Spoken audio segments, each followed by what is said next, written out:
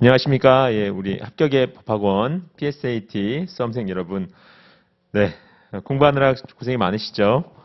예, 조금 더 힘내시고 마지막까지 최선을 다하시기 바라겠습니다.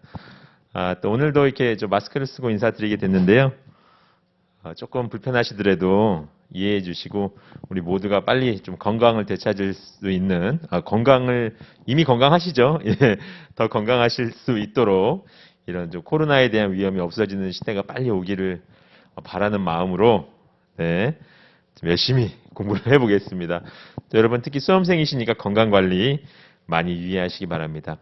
오늘은 이제 PSAT 저희가 이제 기초 기본 강좌죠. 그래서 아주 PSAT를 처음 시작하시는 분들을 위한 강좌이기 때문에 아주 쉽고 기본적인 내용들을 하나하나 짚어가고 있습니다. 이번 시간이 이제 7번째 시간인데요.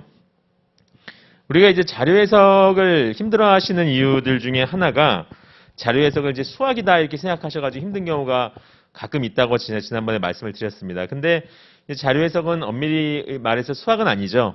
숫자로 되어 있는 어떤 논리적인 그 사고 체계를 말하는 거죠. 그러니까 우리가 얼마나 자료를 논리적으로 해석하고 그다음에 합리적으로 이해하고 이런 걸 물어보는 건데 그냥 숫자라는 어떤 그런 툴을 빌어서 우리가 이제 그거를 그 능력이 있는지를 검증해 보는 그런 과정이 바로 자료 해석이 되겠습니다. 그래서 사실 수학은 아닌데 왜 우리가 수학이라고 느낍니까? 숫자가 나오니까요, 당연히. 두 번째, 계산을 해야 되기 때문에 그렇습니다. 근데 이 계산은 뭐 내가 수학을 잘하고 못하고를 떠나가지고 상당히 좀 귀찮고 번거롭고 까다로운 부분임에는 틀림이 없습니다.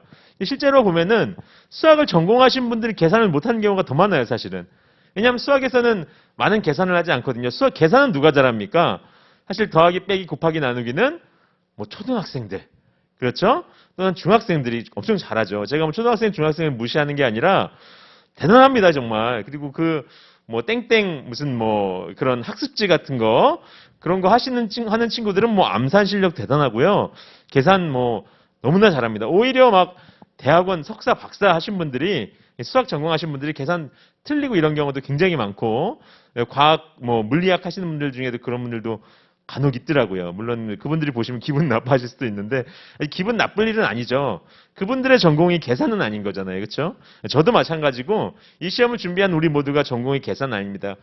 그럼에도 불구하고 이 계산을 해야만 풀 수 있는 문제들이 왕왕 출제가 되고 있기 때문에 방법은 뭡니까? 우리가 틀리지 않게 빠르고 정확하게 문제를 계산을 해내는 게 그게 중요한 거죠. 이거는 뭐 내가 뭐 계산기야? 내가 뭐 중학생이야? 초등학생이야? 나 이런 거 안 할래. 그럼 합격이 어려운 겁니다. 합격이 어려우면 누구 손해입니까?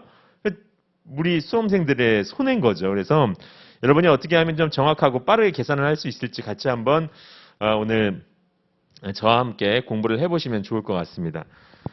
5번째 챕터고요. 여러분 교재로 빠른 계산을 위한 연습입니다.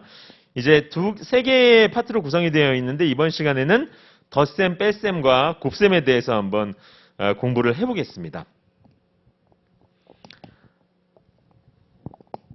네, 처음에 이제 덧셈과 뺄셈인데요. 야, 덧셈과 뺄셈 누가 몰라? 그렇죠? 여러분 중에 이 강의를 들으시는 분들 중에 덧셈, 뺄셈 몰라서 틀렸다 그런 분은 없습니다. 제가 단언컨대 한 분도 없어요. 100%다 아십니다. 그런데 뭐죠? 실수죠, 실수. 그리고 얼마나 빠르게 하느냐. 이제 그게 우리의 관건인 거죠. 그래서 여러분에게 실수를 줄이고 또 빠르게 계산할 수 있는 방법에 대해서 공부를 해볼 건데요. 첫 번째는 항목들 간의 이 합과 차를 가지고 구하는 방법. 두 번째는 이제 크기가 비슷한 수끼리 합하는 방법. 세 번째, 두 항목 이상의 합 간의 이제 크기 비교를 한번 해보면서 문제를 풀어보겠습니다. 자, 합과 차인데요. 뭐 이 예시를 보시면서 하시는 게 제일 빠르죠. 뭐 말로 설명하는 것보다. 예, 이 표는 월별 회차, 월별 화재 발생 현황입니다. 단위는 건이고 1월부터 6월까지 나와 있고 합계가 있고 이때 뭐부터 보시라고 항상 제목을 먼저 보시고 그렇죠? 월별 화재 발생 현황인데 월별로 나와 있구나. 그다음에 단위를 반드시 보시고요. 그렇죠? 건입니다. 그다음에 이 부분합이 전체 합과 맞는지 보는데 정확하게 계산을 해보는 것도 좋겠지만 보시면은 이 6칸 정도 되잖아요. 6칸 정도 되니까 뭐 20씩으로 봤을 때 그렇죠. 아마 6, 2, 12, 120 된다. 보고요. 그렇죠. 그다음에 여기서 뭐 한 13 정도 뭐 초가 되고 여기 7초가 되고 30초가 되고 뭐 거의 맞는 것 같다. 이제 이 정도 보시면 되는 거죠. 물론 밑에 이제 여러분이 선택지를 보시다가 요거 정확하게 혹시 여기에 뭐 생략된 여기서는 뭐 1월부터 6월까지 사실 생략될 거는 없습니다. 솔직히 말해가지고 이 기간 1월부터 6월까지 개라면 근데 또 모르죠. 이 개라는 게 1년의 토탈 값일 수도 있죠. 그러니까 7월부터 12월까지 포함된 개일 수도 있죠. 상식적으로 그렇게 생각이 안 되지만 제 말씀은 그럴 수도 있다는 거죠. 어쨌든 그래서 봤을 때는 그렇지는 않은 것 같습니다. 혹시 나중에 정확하게 선택지에서 그런 거를 물어보는 문제라면 한번 계산을 해봐야겠죠. 1원의 오차도 없는지, 한 건의 오차도 없는지. 근데 지금은 뭐 그 정도까지 보지 않으셔도 될 것 같고, 대략 맞는 것 같아요. 자, 예를 보겠습니다. 자, 1사분기라는 건 뭡니까? 1년을 4단위로 나눴을 때 첫 번째죠?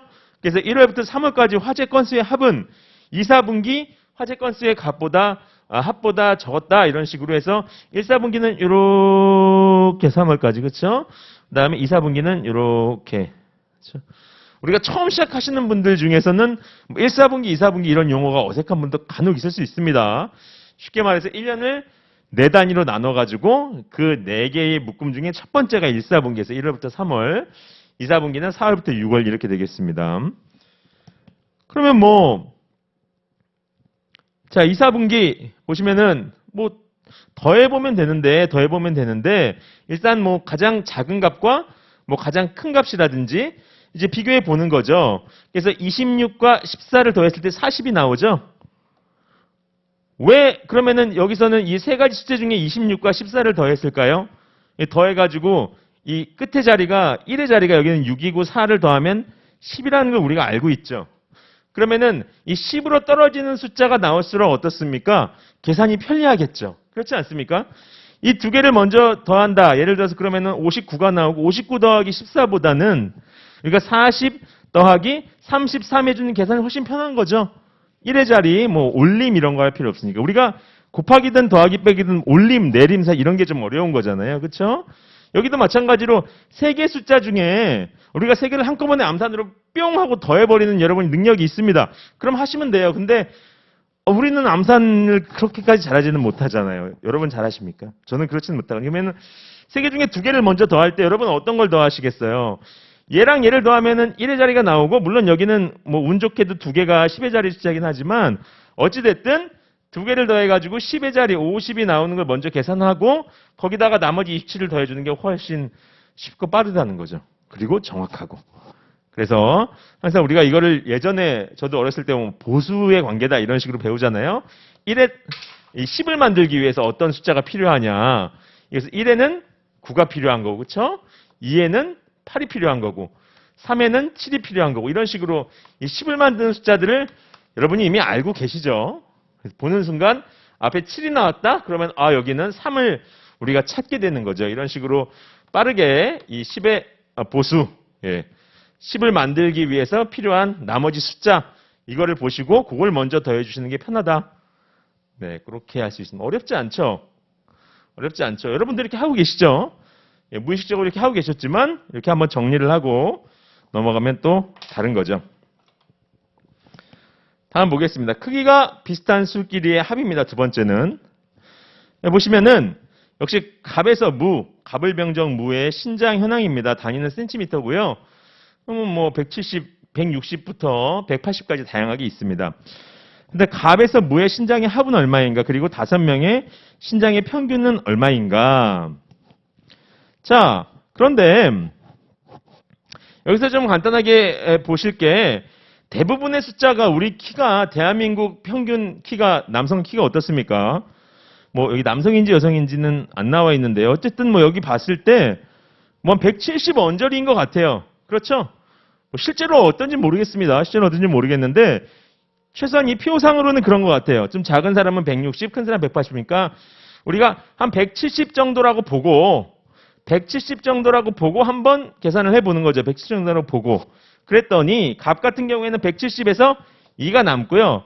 을은 5가 부족하고 병은 8이 부족하고 그다음에 정은 13이 남고 무는 5가 남습니다. 5가 남습니다. 이제 그러면 어떻게 되는 겁니까? 우리가 합계를 이런 걸 이제 우리가 가평균이라고 그러죠. 가평균. 가평균이라고 봤을 때 한 170이 평균이라고 놓고 생각을 해봤는데 그쵸? 그럼 170 곱하기 5가 되는 거죠. 가평균이라고 놓고 그다음에 나머지 값들을 더했더니 13이고 13 없어지면서 5하고 2만 남아서 뭐가 7이 남는 거죠. 그래서 857 그렇죠. 850 더하기 7에서 857이 총합이 되는 거죠. 857. 요게 우리가 이제 공부했던 가평균을 이용한 방법이 되겠습니다. 가평균을 이용한 방법. 우리가 170이 평균이라고 가정하고 그 다음에 그 값으로부터 170이 정말 평균이었다면은 이 나머지 값들을 다 합해주면 뭐가 된다고 했습니까? 0이 돼야 되는 거죠. 실제로 평균은 171.4인데 만약에 171.4를 평균으로 놓고 남는 것과 더하는 것을 계산했으면은 같을 수밖에 없어요. 제가 뭐 이런 그래프를 놓고 그림을 드렸었죠. 이 그래프가 아니라 땅이 뭐 울퉁불퉁하다고 했습니다. 근데 여기다가 평균을 잡는다는 것은 이게 평균이라는 것은 이 남는 부분을 이 모자란 데다가 채워 넣으면 평평해지는 그 부분이 되는 거죠. 이게 바로 플러스와 마이너스를 다 합해주면 플러스 마이너스 0이 되는 순간 그게 이제 평균의 개념이 되는 겁니다. 그래서 여기 170은 그러면 왜 남습니까? 이게 진정한 평균이 아니었기 때문에 이 7이라는 짜투리가 남은 거죠. 남은 거죠. 짜투리, 사투리인가요? 모르겠네요. 예. 그래가지고 857이고 이걸 다시 평균을 내주려면 어떻게 하면 되겠습니까? 요거를 5개 5로 나누면 되죠. 원래 평균은 어떻게 합니까? 여기서 857 나누기 5를 내주면 평균이 나오는데 이거는 바보는 죄송합니다. 예. 이거는 조금 시간이 걸리는 방법인 거죠. 왜요? 우리가 지금 여기서 170을 이용했잖아요. 가평균을. 그렇죠? 이건 지금 뭐를 한 겁니까? 요거랑 똑같죠? 170 곱하기 5 더하기 7을 또 5로 나눠준 거죠. 이거 지금 뭐 하는 겁니까? 왜 한 번 더했다가 한 번 나누는 수를 더합니까? 이건 쓸데없는 짓이죠. 그렇죠? 요거랑 요거는 생략할 수 있잖아요. 그래서 그냥 170에 나머지 7만 5로 나눠주는 거죠. 그랬더니 171.4 우리가 가평균을 가지고 구할 때 이렇게 했었습니다. 그래서 일단 뭐 지금은 평균이 중요한 게 아니라 숫자를 합해줄 때 이제 가평균을 이용했던 것처럼 가평균을 잡고 나머지 차익들만 가지고 더하기 빼기를 해주면 1의 자리, 이 100의 자릿수를 더하고 빼는 것보다는 1의 자리를 더하고 빼는 게 훨씬 쉽다. 아닌가요? 여러분은 100의 자리가 쉬우신가요? 그렇지 않죠? 예, 그렇다는 것들 어렵지 않습니다. 다음은 두 항목 이상의 합간의 크기의 비교인데 무슨 말씀이냐? 표를 보시죠. A와 B 부서 부서원의 연봉의 현황입니다. 단어는 10,000원인데요. 그럼 A 부서는 가나, 다라, 마 있고 B 부서는 바부터 차까지 있습니다. A, B 부서원의 연봉의 총합이 더 많은 곳은 어디냐? A, B 중에서. 그렇죠?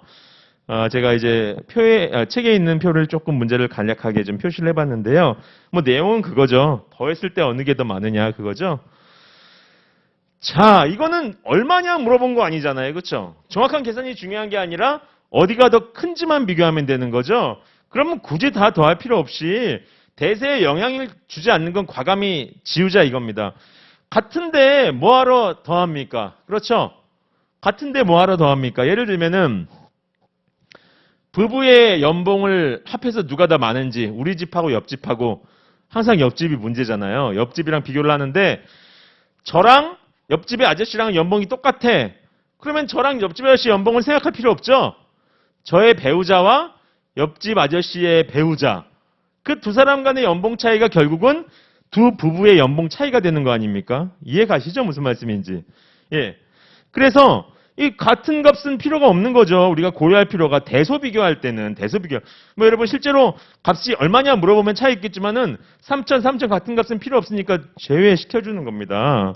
그다음에 비슷한 값끼리 연결해서 계산을 한다. 왜요? 계산이 쉬우니까요. 그렇죠?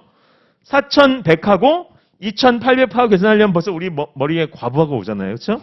그렇지만 4100과 4000은 100 차이 그냥 눈으로 탁 봐도 알죠? 이런 게 제일 좋은 겁니다. 네. 그러면 또 뭡니까? 역시 비슷한 값들을 찾아서 4400과 4000, 이거는 100 차이구나. 요거는 300 차이구나. 그렇죠? 가능하면은 맨 앞자리 수는 똑같은 게 좋죠. 그래야지 뭐 내림 이런 게 필요 없잖아요. 달라지면 내림 같은 게 이제 복잡하니까. 그리고 이제 요 아래는 한쪽을 기준으로 제가 표시한 겁니다. 이 B부서를 기준으로 해가지고 B부서를 기준으로는 100이 많고요. 여기서는. 여기서도 100이 많고 여기서는 300이 적죠. 그리고 나머지 제가 이제 헷갈릴까 봐 표시를 안 했습니다만 3200과 3500을 표시했을 때는 이쪽이 또 300이 많습니다. 요거는 다 B를 기준인 겁니다. 그렇죠? A를 기준이면 반대겠죠. 100이 적고 많고 적고 이렇게 되겠죠. 이해가시죠? 그러면 어떻게 됩니까? 요거는 뭐 또 똑같은 거니까 대세에 영향이 없고 B가 200 많다라고 말할 수 있는 거죠. B가 200 많다. 그렇죠? 그래서 B가 200만큼 많고 더 많은 곳은 B다. 이렇게 말씀드리면 될 것 같습니다. 간단하죠? 아마 여러분도 많은 분 이렇게 계산을 하셨을 건데요. 많은 분들이 머릿속으로 한번 내가 그래서 이렇게 했구나. 무의식적으로 하셨던 분들도 정리를 한번 하고 가시면 좋을 것 같아요. 그다음에 이제 곱셈입니다. 곱셈인데 뭐 곱하기의 빠른 계산, 그다음에 곱하기의 변환 계산, 그다음에 제일 많은 게 사실은 실제로 곱하는 값을 구해라 이런 문제보다는 어느 게 더 크냐? 우리 PSAT 수업 목적으로는 그게 많죠. 그래서 증가율로 판단하는 방법, 감소율로 판단하는 방법, 그다음에 곱하기로 연결된 식간의 크기 비교 이렇게 한번 하나하나 천천히 꼼꼼히 한번 보겠습니다. 자, 곱하기의 빠른 계산인데요. 우리가 PSAT 수업 목적으로는 1의 자리 간의 계산은 거의 안 나옵니다. 왜요? 우리가 PSAT에서 주로 다루는 자료들은 어떤 자료입니까? 금액이라든지, 그다음에 인구수라든지, 뭐 이런 것들이 많죠. 그 다음에 이제 퍼센트라든지, 그래서 퍼센트, 비율 문제는 100% 두 자리죠. 150%, 250% 이런 거는 우리 잘 안 다룹니다. 그거는 비율에서 굳이 다룰 필요가 없는 문제죠. 비율에서 많이 다루는 문제는 뭡니까? 뭐 70%, 80%, 78% 이런 것들이 많기 때문에 두 자릿수 간의 곱하기가 많이 등장합니다. 실제로 문제에서. 그리고 또 뭐 금액은 어떻습니까? 우리나라 돈은 최소한 뭐 1,000원 이상 되죠. 뭐 몇백 원 단위 계산할 일은 잘 없습니다. 그래서 세 자리, 네 자리, 인구도 마찬가지고요. 그런 식으로 많아지는 경우가 있습니다. 그래가지고 우리가 곱할 때 이 두 자리에서 우리가 전통적으로 이제 올림하는 방법으로 구할 수 있잖아요. 근데 조금 헷갈리는 부분이 없지 않아 있습니다. 그래서 여기에 이제 크로스 계산법이라는 거를 여러분에게 좀 설명을 드리고 싶은데 어떻게 하냐면은 먼저 어떻게 합니까? 그냥 아래로 곱해주는 거예요. 가장 쉽죠? 우리가 초등학생들 곱하기 처음 배울 때 이렇게 곱하고 세로로 하는 가르쳐주면 그냥 보이는 대로 곱해버리죠. 마치 보이는 대로 그냥 더해버리는 것처럼 그냥 보이는 대로 곱해버립니다. 우리도 그렇게 다시 초등학생의 마음으로 돌아가서 해보자 이거죠. 보이는 대로 곱해주면 3, 5, 15에서 이렇게 이 자릿수를 잘 맞추셔야 됩니다. 앞에 왜요? 10의 자리 곱하기 10의 자리 하면 100단위가 되기 때문에 요 100의 자리부터 시작해야 됩니다. 앞에서부터 세 번째 그래서 15. 실제 숫자는 1500이 되는 거죠. 그렇죠? 30 곱하기 50 하면은 1500 아닙니까? 이거는 뭐 그렇죠? 30 곱하기 50 하면은 어떻게 합니까? 3, 5, 15. 15에다가 요 동그라미 두 개 더해가지고 1500 되는 거 아닙니까? 그렇죠? 1500. 그래서 앞에 15 써주시고 6, 8에 48 써주시고 여기까지 너무 쉽죠? 이렇게 끝나면은 곱하기 얼마나 좋을까요? 네, 끝이 아니니까 문제인 거죠.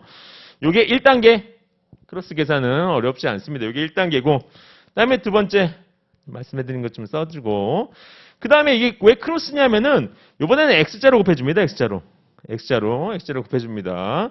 그래가지고 어디에 써줍니까? 똑같이 요 가운데 두 자리에 써주는 겁니다. 왜 가운데 두 자리가 될까요? 10의 자리와 1의 자리를 곱한 거잖아요. 그렇죠? 여기 있는 3은 그냥 3이 아니죠. 뭡니까? 원래는 30인 거죠. 그렇죠? 여기는 5는 뭡니까? 여기는 50인 거죠. 그래서 30 곱하기 6 하니까 6, 3, 18에 사실은 18이 아니라 180인 거죠. 80. 동그라미 우리가 생략을 해주는 겁니다. 그 다음에 역시 마찬가지로 58에 40인데 사실 40이 아니라 원래는 400이었다는 거죠. 400. 그렇지만 동그라미 우리가 굳이 써줄 필요 없이 생략을 한 거죠. 이렇게 해주고 어렵지 않죠. 또 우리는 1의 자리 곱하기 1의 자리는 쉽잖아요. 우리가 뭐 구구단을 외자 게임도 많이 하셨고 여러분 잘 안 되시는 분들은 동생이랑 앉아가지고 구구단을 외자 게임을 오늘부터 좀 많이 하세요. 그럼 좀 쉽죠. 네. 그러고 나면은 그래서 그 다음에는 그냥 세로로 이제 더해주는 거죠. 더하기는 잘 하시죠? 예, 그냥 더해주는 거죠. 8, 12니까 1 올라가고, 뭐 헷갈리시면 여기다 올림 표시도 하십시오. 네, 올라가고, 보니까 요거 더하니까 9네요. 그쵸? 1 하니까 이게 10, 자체 10이네요. 그래서 1만 내려오고 1 올라가서 2, 1, 2, 8. 이렇게 된다. 재밌죠? 예. 이게 뭐 어려운 게 아니라 재미있고 쉽다. 이런 방법도 원래 있던 방법은 똑같은 방법입니다. 올림하는 건데 그 올림을 우리가 많이 헷갈리기 때문에 올림을 조금 눈에 보이게 직관적으로 한번 풀어보자 하는 방법이 이 크로스 계산법인데 뭐 전혀 새로운 방법은 아닙니다. 기존에 있던 방법을 조금 직관적이고 편하고 눈에 보기 좋게 조금 실수가 적게 만들어보자. 어떻게 보면 시간은 더 걸리는 방법일 수도 있어요. 사실은 원래는 한 세 줄이면 되는 거를 지금 뭐 주수는 똑같은가요? 네. 그렇게 되지만 더 계산이 더 어떻게 보면 복잡해지는 것처럼 보일 수도 있는 부분이 있습니다. 하지만 뭡니까? 명확하고 직관적이고 실수가 없는 방법이다. 해서 많이 이제 추천드리는 방법 중에 하나입니다. 네. 그다음에 이제 같은 숫자가 반복되는 또 곱셈이 있습니다. 같은 숫자가 반복되는 곱셈. 볼까요? 일단 여기 보시면 이 4가 반복이 되죠? 그러면은 이게 뭐 대부분 그렇게 푸실 수도 있는데 시험을 보고 공부를 하다 보면 어떻습니까? 사람이 막 긴장이 되잖아요. 긴장이 되죠. 그리고 막 빨리 풀어야겠다는 생각이 들면 아무 생각 없이 푸시는 경우가 많아요. 실제로 그렇습니다. 빨리 풀어야 된다는 생각이 들면 아무 생각 없이 근데 아무 생각 없이 문제를 풀면 더 시간이 오래 걸리는 경우가 많습니다. 그래서 옛말에 틀린 게 없죠. 급할수록 돌아가라.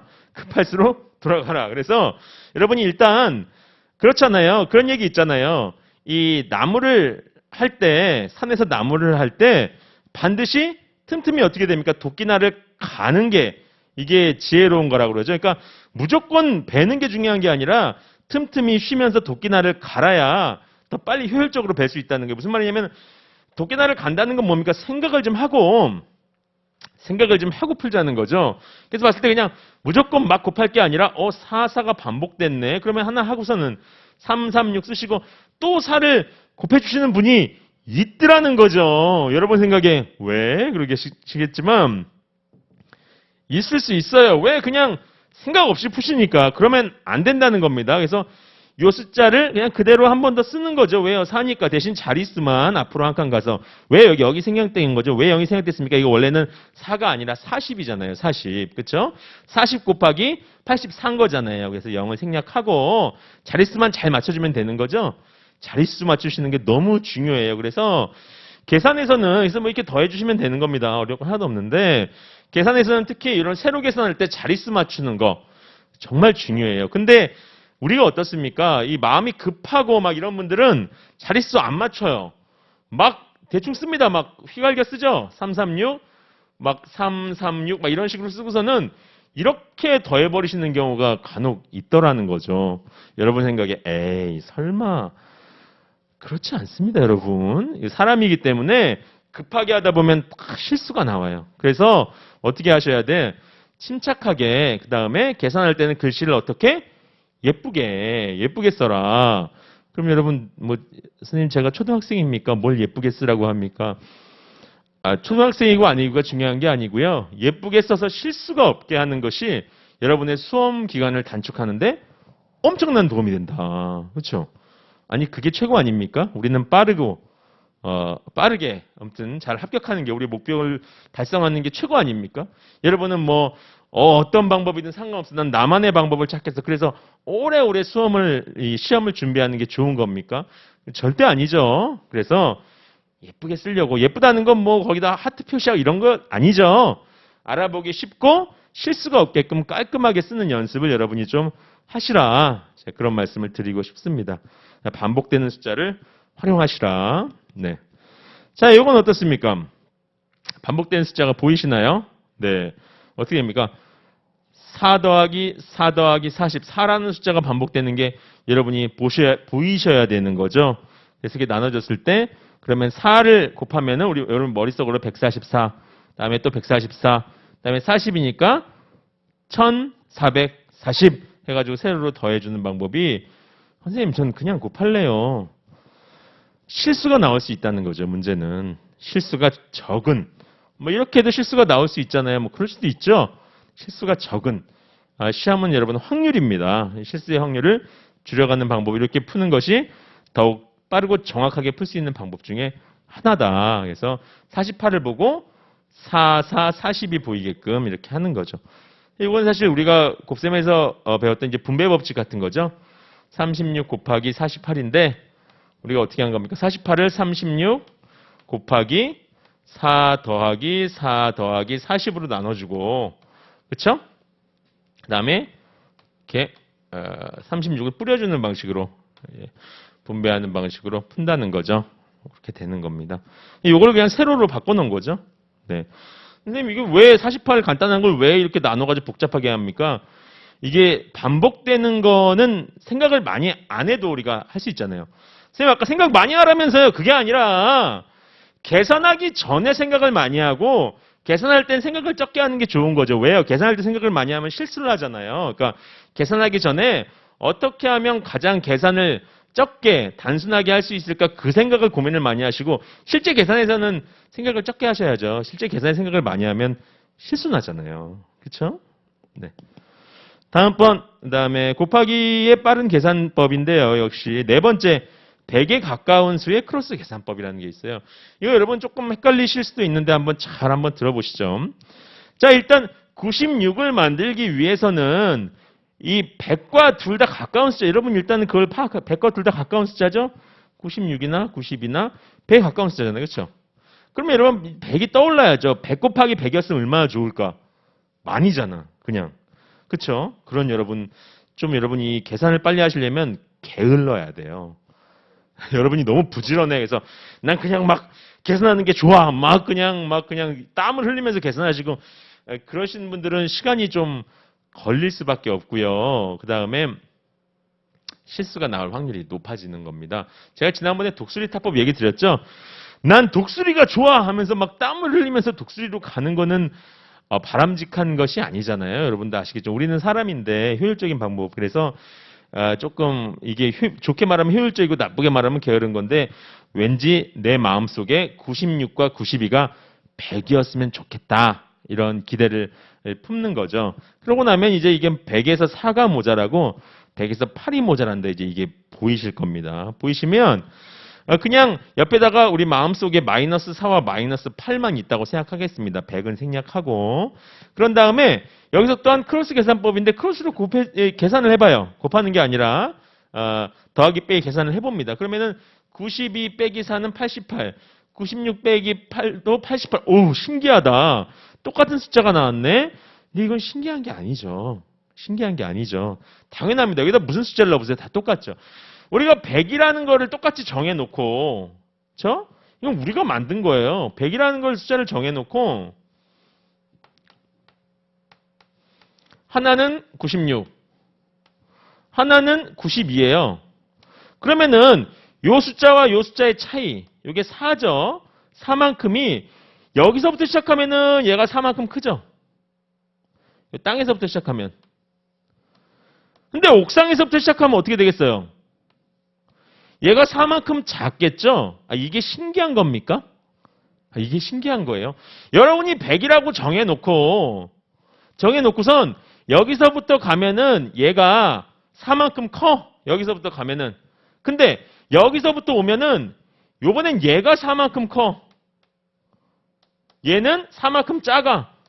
여기서부터 오면은 그게 이상한 거예요. 이게 신기한 거예요. 여러분이 정했잖아요. 100이라고 정해놓고 여기까지 얘가 4가 많다 그럼 얘가 4가 적다. 그럼 반대로 해주면은 이 플러스 4가 마이너스 4와 만나면서 똑같아지는 거는 당연한 거죠. 어떤 숫자를 넣어보세요, 여러분. 100에 가까운 숫자가 아니라 여기다 20을 넣고 30을 넣어보세요. 20을 넣고 여기다 30을 넣어보세요. 그럼 여기는 뭡니까? 마이너스 80이고 여기는 마이너스 70이죠. 크로스로 계산해주면 여기는 마이너스 50 나오고 여기도 마이너스 50. 이게 신기한 겁니까? 이게 뭐가 신기한 거야? 본인들이 그렇게 해놓고서는 100이라고 정해놓고 하면 당연하지. 이쪽에 많은 만큼 저쪽에 모자란 거고 그게 이상한 겁니까? 이상한 게 아니죠. 이렇게 해주시고 이건 당연한 거고 머릿속에 집어넣으세요. 이렇게 X자로 했더니 당연한 거구나. 그래서 여러분이 처음에 이 숫자들을 보자마자 그냥 88이 떠오를 수 있게끔 연습을 해두시면 좋아요. 그러고 나면은 이게 이제 크로스를 계산했다는 걸 제가 보여드리려고 해놓은 겁니다. 그러고 나면 여기다 88을 그냥 앞에다 쓰세요. 어떻게? 땡땡 뒤에 두 개가 붙게 이 아까 10의 자릿수 10의 자리 곱하면은 100의 자리 이상이 나온다고 그랬죠. 그래서 88 땡땡에다가 그 다음에 32는 요 두 개를 마이너스 4 곱하기 마이너스 8 하면은 플러스 32가 돼요. 32 해가지고 써주면 된다는 거예요. 어우, 세상 신기하네. 세상 신기하네. 그렇게 생각하실 필요가 없다. 이것도 당연한 겁니다. 이것도 그냥 원래 있던 식을 이렇게 세로로 간단하게 계산할 수 있는 방법적인 거지 새로운 건 아니에요. 신기하다. 새로운 수학이냐? 새로운 수학이 아니죠. 원래 어떻게 된 겁니까? 96 곱하기 92인데 이거는 뭡니까? 원래는 100 마이너스 4 곱하기 100 마이너스 8인 거죠.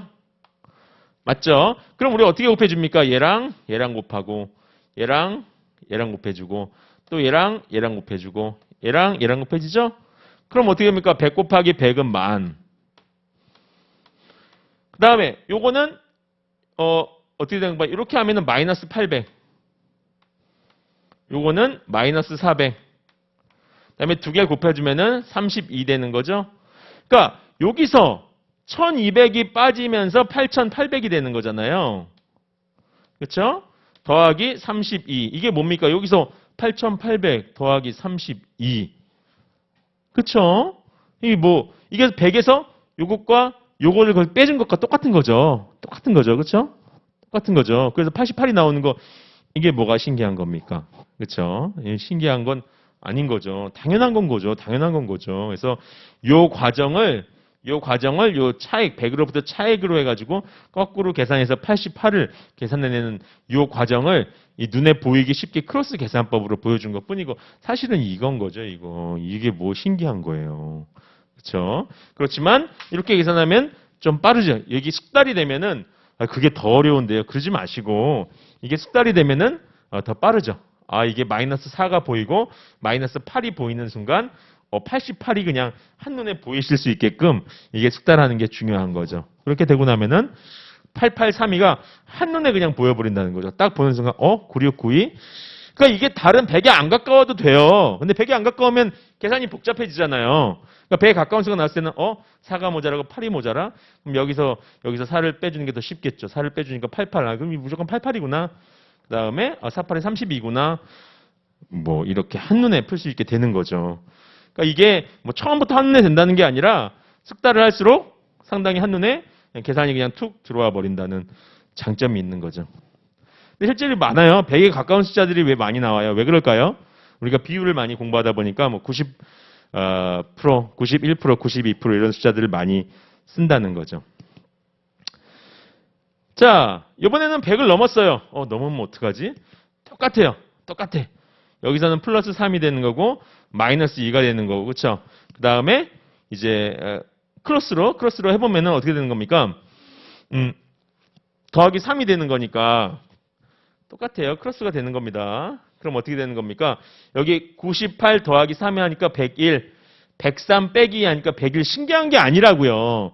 당연한 거라고요. 이번에는 100을 놓고 얘는 이쪽으로 이만큼 넘어간 거고 얘는 그만큼 적은 거고 똑같은 기준이기 때문에 이쪽에서 반대쪽으로 보면 여긴 마이너스 3이 되는 거고 여긴 플러스 똑같은 거라고요. 무슨 말인지 이해 가세요? 아무튼 똑같습니다. 이게 똑같다 이걸 이해하실 필요는 없고요. 만약에 난 골치 아픈 거 싫어 그러면은 그냥 우리가 초등학교 때 그냥 공식 외우듯이 100으로부터 얼마 떨어져 있는지 100에 비슷할 때가 이게 유리하겠죠. 안 비슷해도 된다니까요. 1하고 2를 가지고 해도 이 방식으로 풀 수 있어요. 근데 숫자가 커지니까 괜히 그럴 필요가 없고 100에 가까운 숫자일 때는 플러스 3 마이너스에서 101 써주고 그쵸? 땡땡 잊지 마시고 그 다음에 두 개 곱해가지고 이제 여기다가 이제 써주면 되는 건데 요거는 그러니까 여기다 제가 앞에다 마이너스를 붙였습니다만 요거는 플러스 3, 마이너스 2니까 마이너스 6이라는 거죠. 마이너스 6. 응? 여러분 그것만 좀 조심하면 되겠죠. 마이너스 6이라는 거. 이것도 직관적이잖아요. 마이너스랑 3. 이게 왜 그렇습니까? 이게 100 플러스 3. 그 다음에 100 마이너스 2니까 반드시 플러스 3과 마이너스 2 두 개를 곱해가지고 여기에 마이너스 6을 마지막에 계산을 할 수밖에 없게 나오는 거죠. 그런 거죠. 그래가지고 아무튼 어떻게 된 겁니까? 숫자는 1100에서 6을 빼니까 1094다. 뭐 이렇게 나온다는 거죠. 뭐 당연한 건데 이게 새롭고 놀라워서 제가 가르쳐 드리는 게 아니라 한눈에 쉽게 숙달이 될수록 쉬워지는 그런 방법이 여러분 좋은 거죠. 예? 처음 하나 그다음에 3개월 공부하고 나서 이후에나 차이가 없다. 그거는 방법이 아니에요. 그거는 그냥 노동이죠. 노동. 근데 이 방법을 하면 할수록 빨라진다. 그게 방법인 거죠. 그게 방법인 거죠. 그래서 여러분에게 그 방법을 제가 알려드리는 겁니다. 자, 다음으로 제시된 수의 변환입니다. 자, 34,280 곱하기 49%다. 그냥 계산하시면 되죠. 계산할 수 있잖아요. 그렇죠? 어떻게 34,280 곱하기 49 하면 안 되죠. 0.49 한 다음에 늘 말씀드리듯이 소수점 이하나 0은 없다고 생각하시고 마지막에 소수점 이하가 어떤 값이 나왔을 때 그렇죠? 소수점 이하 두 자리에 찍은 다음에 10 곱해야 되니까 뒤로 한 칸 가는 뭐 이런 식으로 계산을 해주면 되는 거죠. 어려울 건 없어요. 여러분 하실 수 있어요. 어려울 건 없는데 이 49를 보는 순간 50이었으면 얼마나 좋을까? 여러분 안에 게으름이가 나와야 된다는 거죠. 게으름이 스머프의 게으름이 있잖아요. 스머프 모르시나요, 여러분? 네. 게으름이가 튀어나와야 돼요. 49, 50이었으면 얼마나 좋았을까 해서 50 마이너스 1을 하고 싶다는 거죠. 그러면 이거 50% 0.5를 곱하느냐 그러지 마시고 50%는 뭡니까? 절반. 이게 떠오르셔야 합니다. 머릿속에서. 절반 나누기 쉽잖아요. 1, 7, 2, 14, 1, 40, 1, 7, 1, 40은 머릿속에 좀 떠올리셔야 됩니다. 그 다음에 10%는 어떻게 하면 됩니까? 10%가 아니라 1%는 어떻게 합니까? 우리 지난번에 공부했습니다. 3, 4, 2, 8, 0에서 곱하기 0.01이면 소수점 밑에 두 자리가 되게끔 소수점 밑에 두 자리가 되게끔 여기 있는 소수점을 앞으로 두 칸 넘겨준다. 여기에 찍으면 되는 거죠. 그래서 3, 4, 2.8 이렇게 됩니다. 그래서 빼주시면은 이게 훨씬 더 간단한 계산이 될 수 있다는 거죠. 아까도 말씀 10, 100, 50 이런 숫자들은 우리에게 계산을 간단하게 해주는 고마운 숫자들이죠. 그런 숫자들을 활용하시면 좋다. 제시된 수의 변환 두 번째입니다. 48 곱하기 25다. 그냥 곱하셔도 되죠. 두 자리 곱하기 두 자리 크로스 계산법으로 이렇게 아까처럼 하셔도 되겠네요. 그런데 여러분이 보시기에 이 25라는 숫자는 아주 특이하고 좋고 예쁜 숫자입니다. 왜요? 25는 일단 어떤 특징이 있습니까? 5의 제곱이라는 특징이 있어요. 그래서 우리가 수열 같은 거 문제 잘 안 나오지만 우리 유사한 시험 중에는 또 수열 문제가 자료 해석 문제에서 그 자료 엄밀히 말하면 자료 해석은 아니죠. 네, 어떤 수리 관련된 문제를 출제되기도 하는데 거기서 제곱수라는 특징이 있고요. 또 하나는 뭡니까? 25 곱하기 4는 100이라는 쿼터라고 하죠. 우리 쿼터. 미국에서는 25cm짜리 동전을 쿼터라고 4분의 1 쿼터인데 이거를 많이 활용하면 좋다는 거지. 25를 보는 순간 여러분은 4가 있었으면 얼마나 좋았을까. 이런 게으름이 그 지긋지긋한 게으름. 우리 엄마가 너 이렇게 게으름이 맨날 하시던 그 게으름이가 여기서 나와줘야 된다는 4가 있었으면 얼마나 좋을까. 곱하기 4가 있었으면 얼마나 좋을까. 이런 생각 여러분이 마음속에 스물스물 기어 올라와야 된다는 거죠. 그럼 4. 근데 갑자기 4를 넣어주면 어떻게 안 맞잖아. 그래서 48 대신에 11을 넣어두자. 그러면 12 곱하기 4 곱하기 25가 나온다는 거죠. 그러면 뒤에는 100이 되고 1200을 간단하게 손도 안 대고 눈으로 보는 순간 12 48이니까 4 곱하기 12 요건 그냥 동그라미 2개 1200 그냥 눈으로 푸실 수 있어야 된다는 겁니다. 자, 이게 저는 이게 안 되는데요. 그걸 연습하시라고 제가 가르쳐 드리는 거예요. 그렇게 연습을 하시라고. 선생님, 그럼 연습하면 그냥 곱하기 연습하면 되지 왜 이걸 연습해야 됩니까? 연습하는 순간 이게 훨씬 빨라지니까. 연습 안 하는 순간에서는 다 똑같아요. 연습 안 한다고 해서. 근데 연습하는 순간 25를 보는 순간 4가 있었으면 4의 배수인가 보니까 12 곱하기 4, 오케이 1200. 뭐 이렇게 한 1초 안에 나와버리게끔 여러분이 연습을 하셔야 된다는 겁니다. 이번에는 어떻습니까? 자, 35를 보는 순간 여러분은 뭐가 떠올라야 돼? 곱하기 2가 있었으면 얼마나 좋을까? 이런 생각을 하셔야 되는 거죠. 35를 보는 순간 곱하기 2가 있었으면 얼마나 좋았을까? 그럼 그냥 70, 세상 편하게. 그쵸? 우리가 좋아하는 수 5, 10, 100. 물론 여기는 10, 20, 30 포함입니다. 이 끝자리가 0이나 5로 끝나면은 계산하기가 여러모로 편리하잖아요. 2가 있었으면 좋겠다. 2의 배수는 보니까 21이네. 그래서 21 곱하기 70에서 동그라미 공 하나 남고 7은 7, 7이 14, 1470 그냥 이렇게 1470 머릿속으로 나올 수 있게 이렇게 요 방법으로 자꾸 연습을 하시라는 거죠. 근데 잘 안 하세요. 난 계산 잘해. 이게 새로운 방법 쓰는 게 더 불편하지 뭐. 내가 쓰던 게 편해. 그 어르신들이 많이 그러시잖아요. 제가 뭐 어르신들을 비하하는 게 아니라 여러분에게 뭐 좋은 방법, 예를 들어서 카카오톡이 되게 좋았잖아요. 지금 카카오톡은 새로운 기술도 아니지만 예전에 카카오톡이 새로 나왔을 때 어르신들한테 써보세요. 이 문자보다 좋은 점이 되게 많아요. 써보세요. 안 쓰세요. 나는 새로운 거 배우는 게 더 힘들어. 막상 써보면 이게 좋은데 지금 다 쓰시잖아요. 그렇죠? 제 부모님도 처음에는 뭐 스마트폰도 싫어하셨죠. 더 불편해 나는 이러시다가 지금 스마트폰 너무 좋아하시죠. 없으면 못 살잖아요. 그렇죠? 어르신들. 그 불편한 게 아닙니다. 안 써봐서 낯선 거죠. 막상 써보면 상당히 효율적이다. 상당히 효율적이다. 예전에 이런 뭐 PPT를 이용한 강의 같은 것도 처음에 강사님들이 난 PPT 못하니까 안 해. 그게 나는 더 오래 걸려. 아닙니다. 해보면 이게 효율적인 거거든요. 그러니까 하는 거죠. 그렇죠? 낯설다고 해서 안 하면 영원히 발전이 없다. 곱하기로 연결된 식 간의 크기 비교인데요. 뭐 100 곱하기 100이다. 만약에 그랬을 때 이 곱하기로 연결된 두 수인데요. 만약에 앞에 거를 10% 증가하고 뒤에 것도 10% 증가한다면, 그러니까 100을 110으로 증가시키고 요 뒤에 100도 110으로 증가한다면 결과는 어떻게 될까? 10% 증가했으니까 20% 증가하겠네 생각할 수 있는데 그게 아니라 21%가 증가한다는 거죠. 21% 왜 그럴까요? 곱하기라서 그래요. 만약에 더하기라면 달랐겠죠. 더하기라면은 100 더하기 100에서 여기서 10%씩 증가했다면은 20% 증가했을까요? 그러시면 안 됩니다. 예. 결국은 전체 10%가 증가한 게 되는 거죠. 결국은. 그렇죠? 그런데 곱하기일 때는 뭡니까? 곱하기로 다 연결이 되어 있기 때문에 100 곱하기 1.1 이렇게 되는 거죠. 근데 그 다음에 더하기가 아니라 또 곱하기인 거예요. 100 곱하기 1.1 해주면은 얘에서 10%, 얘에서 10% 늘어나는 건 맞는데 얘랑 또 간섭이 일어난다는 거죠. 간섭.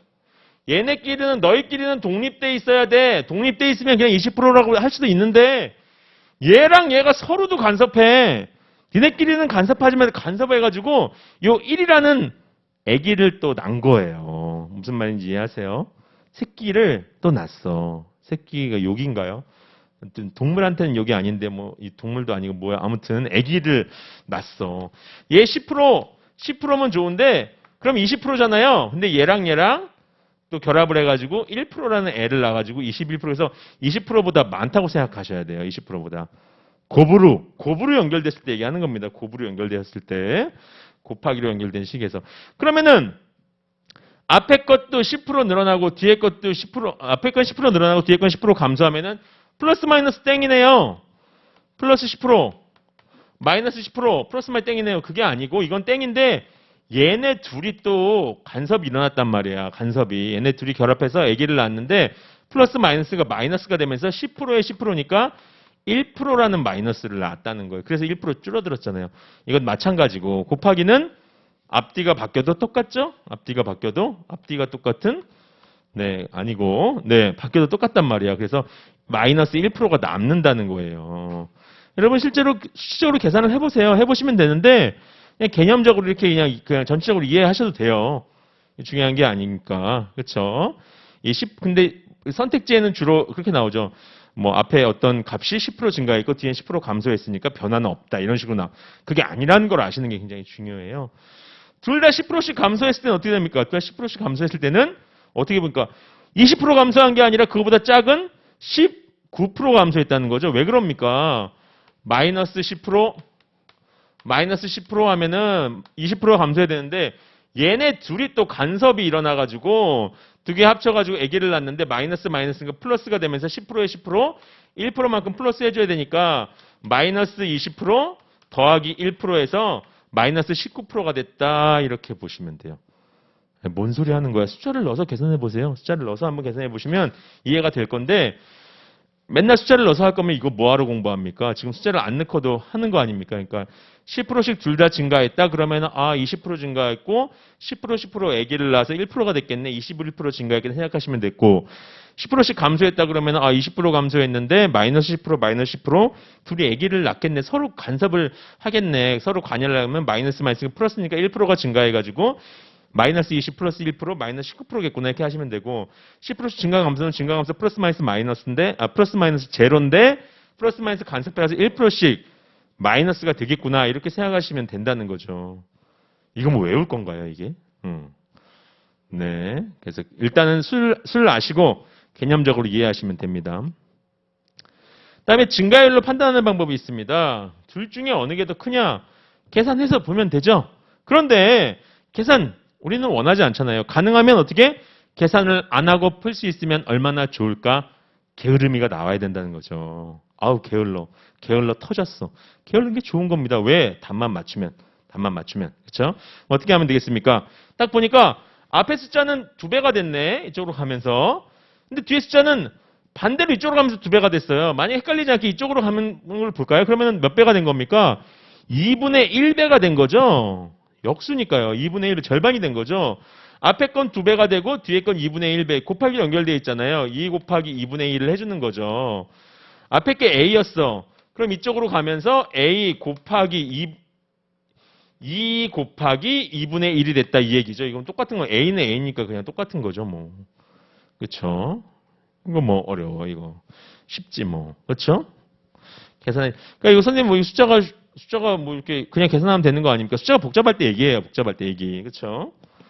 다음은 뭡니까? 증가율로 또 판단하기인데 계속 해보겠습니다. 이번에 어떻게 됐어요? 앞에 거가 100하고 또 200하고 비교하지 마시고 요 숫자가 비슷하니까 이쪽으로 가면서 5%가 상승했네. 그렇죠? 근데 반대로 이렇게 가면서는 10%가 증가했어요. 10%. 반대로 이쪽으로 올 때는 10%가 감소했다고도 볼 수 있겠죠. 정확하게 그렇진 않습니다. 그렇죠? 220에 요건 주의하셔야겠네. 이게 배수랑은 다른 게 비율로 할 때는 220에서 20이 줄어드는 건 10%는 아닌 거죠. 정확하게. 그렇죠? 11분의 1이 줄어든 거니까 숫자를 간단하게 하려면 이쪽으로 가면서 10%가 늘었다고 보시는 게 나을 것 같아요.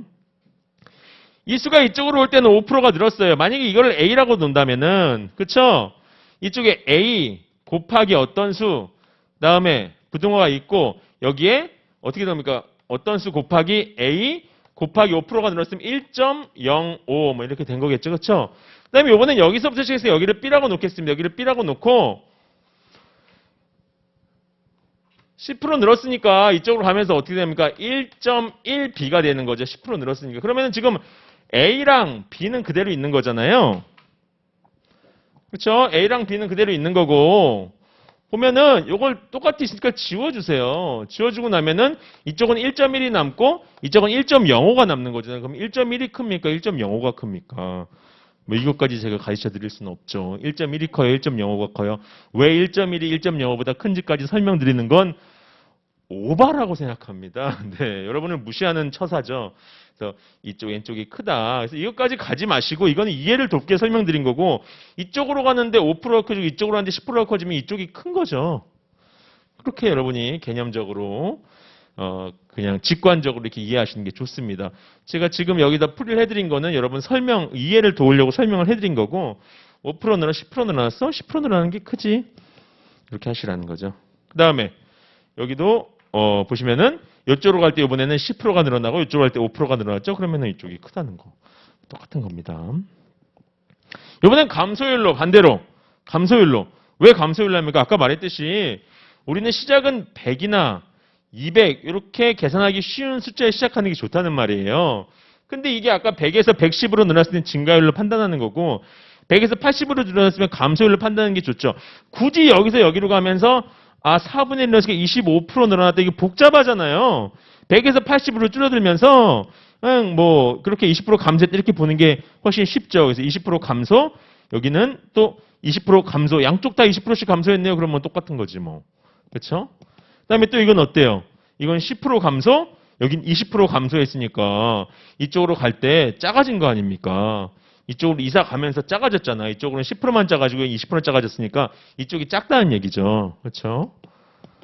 또 어때요? 반대로 이쪽으로 갈 때 20% 감소했으니까 이쪽이 작은 거죠. 여기 10%만 감소했는데 이거 뭐. 그러니까 여기서 중요한 건 뭡니까? 이렇게 계산하기 쉬운 숫자를 기준으로 본다는 거. 근데 이사를 가면서 얼만큼씩 줄었느냐 본다는 거 어렵지 않죠. 쉽죠. 그 다음에 요건 어떻습니까? 세 개의 숫자가 있으면 어떨까?